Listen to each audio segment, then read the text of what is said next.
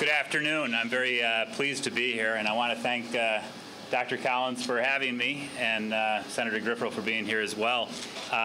It's interesting that today is, or this week marks the anniversary, 2-year anniversary of the first day that we talked about Seaway Private Equity and what the spec fund was intended to become, or had been set up to be. Seaway Private Equity, as some of you may know, is a nonprofit venture capital firm, which seems like a very counterintuitive thing. But the purpose of Seaway Private Equity is to draw new and innovative companies to the area. So a couple of years ago, Tony chatted with me about that. I've been doing some work with emerging companies and growth companies, and we identified a couple that might fit quite well with the environment and the educational institutions, the cities and towns around the area. So we brought those two up here, and in coming up here, I got to know a little company called Fuse Solutions, which is a technical support call center located downtown in downtown Potsdam. And one thing led to another, got to know the general manager of the business, and we hit it off quite well. Had the opportunity to acquire the business. And we acquired it 12 months ago, December 31st of 2008. And lo and behold, the company, what's that? 2007. 2007, that's right, January 1st, 2008. I'm not real big on doing press conferences, as you might notice.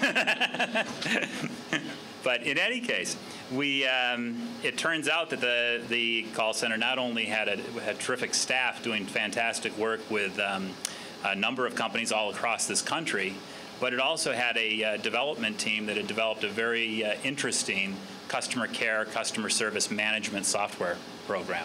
So in fact, over this summer, we actually spun that out into a separate business, and we're now selling our software to other companies like Fuse Solutions and others. In doing that, we also were able to advance the sales and business development efforts of Fused, and we've now increased our customer base and hence our staff twofold, and we'll hope to continue to grow. Actually, our forecast is fairly aggressive, though tempered by the current economic climate. But you know, in the downturns, business process outsourcing companies have a tendency to do quite well. So what we're enjoying is the ability to bring businesses, or bring work from businesses to the North Country to utilize this strong talent pool that we have up here. So we're announcing today the opening of our disaster recovery business continuity facility in Utica, so that if something were to happen to our facility here in Potsdam, we have a secondary site, because our customers depend on us 24/7, 365.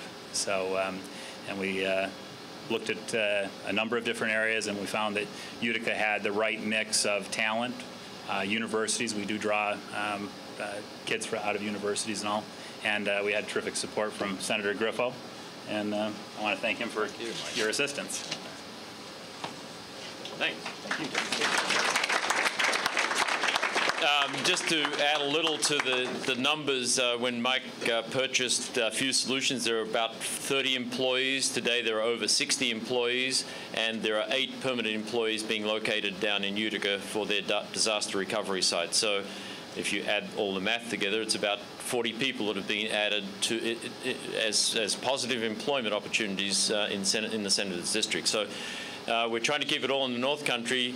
Clearly, the reason for locating in Utica is, as he said, a disaster recovery site, so that if an ice storm hits up here, we hope the same ice storm does not hit down in Utica.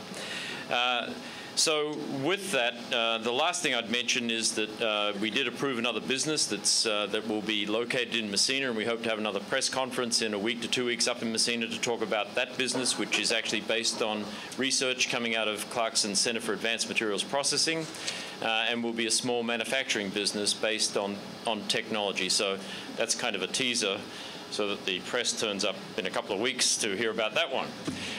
With that, from the energy story at Clarkson in terms of our activity to try and green the campus in many directions, to Fuse Solutions, their success in Potsdam and expansion in the Senator's District, or other topics, we'd be happy to take any questions.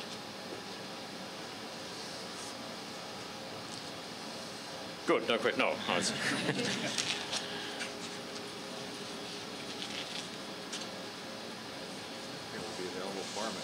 Sure. Well, Alex, no question. I've got some for you. No. No, are you announcing new positions? Are these positions in Utica? Are they involved with Spice and with Fuse Solutions? No, they're just Fuse. The positions with, I think. Maybe I just. Yep. Sure. So the positions in Utica are Fused Solutions employees. Okay. The tool that the people in Utica will be using is Spice CSM. So in fact, Fused actually buys Spice software now. We had the pleasure of owning it. Now we own it in concert with Spice or with Spec. So we actually buy our own software, and some people say we eat our own dog food. But anyway. You said that the company's grown twofold. Yes, Fused has grown twofold. Spice also has, Tony mentioned the 30 employees, growing to 60 here in Potsdam, 8 employees down in Utica. We've also, it's in the release, I believe it's 6 employees for Spice here now. And that we're staffing that as well. And sure, go ahead. Any alumni gym improvements, is this part of the master plan?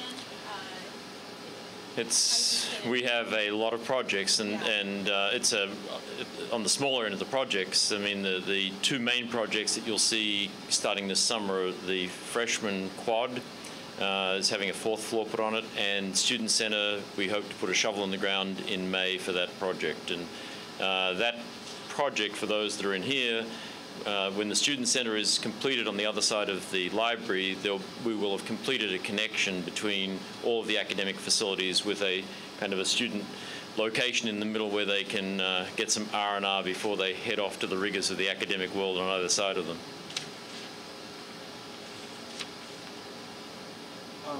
Will the Student Center that you hope to put the shovel in May, will that be hoping to qualify for the LEED? Yep, we're aiming for silver certification as a minimum.